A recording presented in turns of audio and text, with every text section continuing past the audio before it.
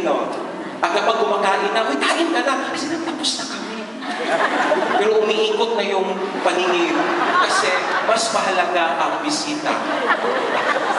Bakit? Bakit pagdating sa larangan ng kaluluwa, hindi tayo ganon ka-excited magwalis, maglinis sa ating mga puso? Dahil sanay tayo eh.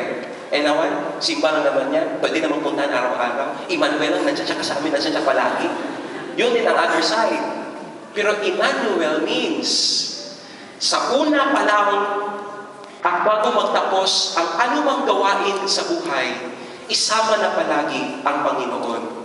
Huwag yung kung kailan na nabuubos na lahat ng potensyal at lahat ng gagawin at plano sa kapwa Panginoon, tulungan mo ako. Tapos na. When everything fails, look up down. Bakit naghintay ka everything fails? Start with God, walk with God, and end with God. Yan ang tugon sa Emmanuel. Huwag mong hayaan na nandyan ka lang naman, Lord. Eh ikaw, ako, samahan mo, nandyan na nga eh. So that is the concrete response.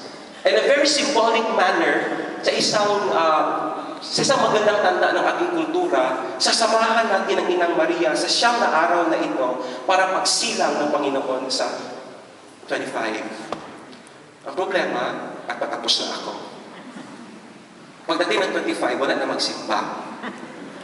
Napuyat, sa kaka-video game, nakakain, nalasing kagabi. Pagdating ng 25, nawala ang lahat.